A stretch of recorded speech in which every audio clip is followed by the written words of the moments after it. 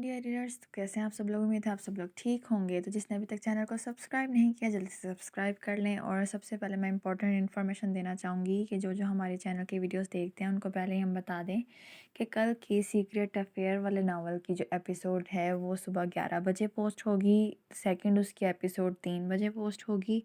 उसके बाद ये गैंगस्टर वाले नावल की एपिसोड जो है वो एक 6 बजे पोस्ट होगी और एक रात को 9 बजे पोस्ट हुआ करेगी। सुबह के 11, दोपहर के 3, शाम के 6 और रात के 9 बजे, ये 4 टाइम है जिसमें हमारी 4 एपिसोड अपलोड हुआ करेंगी। तो इस टाइम आप खुद ही ऑनलाइन होके नावल पढ़ लीजिए करेगा। और जल्दी से चैनल को सब्सक्राइब भी कर दें, कमेंट भी कर दें कि नावल कैसा लग रहा है। तो चले हम पढ़ना स्टार्ट करते हैं।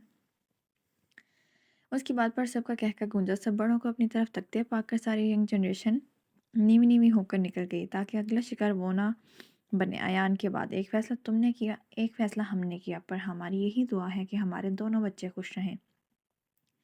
हमने तो अपने बेटे की को खुशियाँ दे दी, क्या तुमने अनाबिया को उसकी खुशियाँ दी हैं? ज़रा गौर करना इस बात पर। एनी ये कहते हुए चली गई और अरमान गुमसुम खड़ा रह गया। अनाबिया और ताबिश अब भी अपने मिशन पर थे। अनाबिया अपने मिशन के साथ मुसलसल काशान से भी राब्ते में थी। आज काशान ने उसे अपनी फ्लैट पर मिलने बुलाया था। डार्क ब्लू शर्ट और जीन्स में उसकी गुलाबी रंगत दमक रही थी। वो वहाँ पहुँच तो गई थी मगर अब इज़्तिराब की सी कैफियत में उंगलियां मरोड़ रही थी, अंदर जाए कि ना जाए। काशान और वो कितनी दफ़ा बाहर पब्लिक प्लेस पर मिल चुके थे मगर तन्हाई में यूँ मिलने का तजर्बा पहला था, इसलिए वो घबरा रही थी। Relax Anabia, you can do it. मैं पहले भी तो काशान से कितनी दफ़ा मिली हूँ और आफ्टर ऑल वो मेरा हस्बैंड है। अभी वो अपने आप को पुरसकून कर ही रही थी कि काशान ने अचानक दरवाज़ा खोला और उसे अंदर खींच लिया, जिस पर उसकी चीख बेसाख्ता थी। Will you be my girlfriend? Masuma जो यूनी में अपने दोस्तों के साथ बैठी गप्पे लड़ा रही थी, मर्दाना आवाज़ पर चौंकी। आवाज़ की जानिब देखा तो एक ओबाश लड़का एक फूल लिए एक घुटने पर के बल उसके पास झुका बड़े लफराना अंदाज में उसे अपील करने की कोशिश कर रहा था। मासूमा ने घबरा कर इधर उधर देखा कि अभी कहीं से ताबिश ना निकल आए।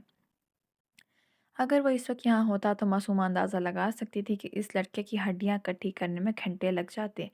वो लड़का अभी भी उसे खलीज नज़रों से देख रहा था, जो उसके कांपने का सबब बन रहा था। अभी वो उसके करीब होता कि एक भारी पत्थर उसके सर पर आकर लगा, जिससे वो सर पकड़कर बैठ गया। खून फव्वारे की तरह उसके सर से बह रहा था। मासूमा हरासा नज़रों से उसे देखने लगी, जबकि उस लड़के के दोस्त उसे फ़ौरन वहाँ से ले गए। मासूमा, तुम्हें ताबिश भाई को इस बारे में बताना चाहिए। उसकी दोस्तें उसके निकाह से वाकिफ़ थीं, तभी उसे मशवरा दिया। नहीं, अगर मैं उन्हें बताऊंगी तो पता नहीं वो क्या करेंगे। अगर मुझ पर गुस्सा हुए तो?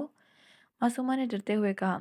इससे पहले कि वो उठती, मासूमा की कमीज़ पर कोल्ड ड्रिंक गिर गई, जिसे साफ करने वो वॉशरूम गई। जूं ही वो वॉशरूम से निकलकर थोड़ी आगे बढ़ी, किसी ने उसके मुंह पर हाथ रखकर उसे स्टोर रूम में खींच लिया और दीवार के साथ पटका। उसकी चीख भारी हाथ के बाइस मुंह में ही दब गई। मासूमा की नज़रों में एकदम खौफ की लहर उठी और साथ ही वो थर थर कांपने लगी, क्योंकि वो जानती थी अब उसका बचना नामुमकिन है। किस नंबर 10? मासूमा खौफ से ताबिश की सुर्ख आंखों से वहशत टपकती देख रही थी। ताबिश, वो मैं अभी वो कुछ कहते कि ताबिश ने उसकी बात काटी। कब से तंग कर रहा है वो तुम्हें?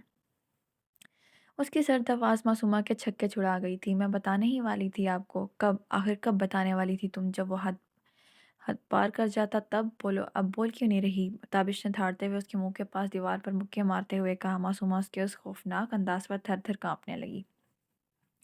तुम्हें छूने का, तुम्हें देखने का, यहाँ तक कि तुम्हें सोचने का भी हक सिर्फ मेरा है, सिर्फ मेरा।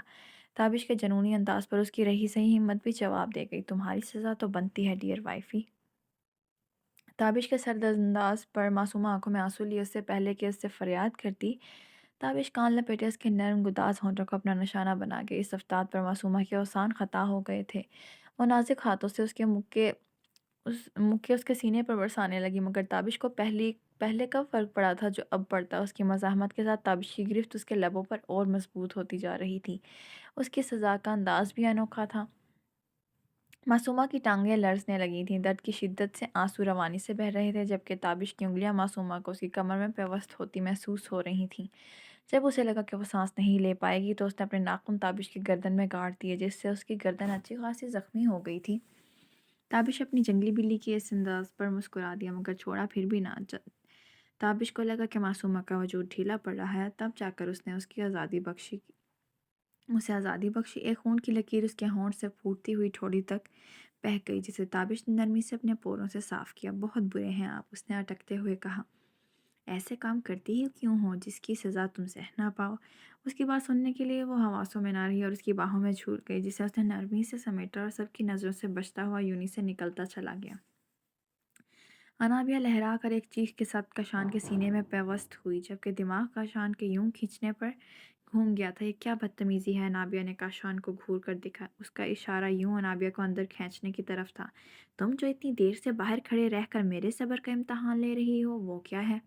انابیہ اس کی بات پر کھنسیا گئی۔ اگر تمہارے انتظار میں مر اللہ نہ کرے، کاشان کیسی باتیں کرتے ہیں؟ انابیہ نے فوراً اس کے منہ پر ہاتھ رکھ کر بات کاٹی۔ کاشان نے غور سے اپنی شریک حیات کو دیکھا جو کچھ ہی وقت میں اس پر جان نثار کرنے لگی تھی۔ کاشان نے کچھ بھی کہے بغیر اسے باہوں میں بھرا اور کمرے میں لے آیا۔ کاشان، یہ آپ کیا کر رہی ہیں؟ انابیہ نے اس کی آنکھوں میں جذبات کا ٹھاٹھے مارتا سمندر دیکھا اور اس کی طلب پڑھ کر بکھلا گئی۔ کاشان، اس نے کپ کپاتے ہوئے کہا، "شش، آج تمام پردے گر جانے دو۔ آج میں تمہیں اپنی شدتوں سے آگاہ کرنا چاہتا ہوں کہ میں تمہیں کتنا چاہتا ہوں۔ کاشان، لیکن یہ سب شادی سے پہلے۔ کاشان نے انابیہ کا اعتراض اپنے لبوں سے چن لیا، جس پر انابیہ سرخناری ہوئی۔ تمہیں مجھ پر اعتبار ہے نا؟ میں تمہارا محرم ہوں، تمہیں کوئی تکلیف نہیں پہنچاؤں گا۔ یہ کہتے ہی کاشان انابیہ پر جھک گیا۔ وقت کے ساتھ ساتھ اس کی جسارتیں بڑھتی جا رہی تھیں۔ انابیہ کبھی شرما کر اس کے سینے میں چھپ جاتی، کبھی اس کی طوفانی محبت پر گھبرا جاتی۔ جب اس نے آخری حدوں کو چھوا تو انابیہ نے اپنی تمام تر مزاحمتیں ترک کر دیں اور اپنا آپ کاشان کے حوالے کر دیا، جس سے کاشان نے شدت سے اپنے پیار کی چھاپ چھوڑی۔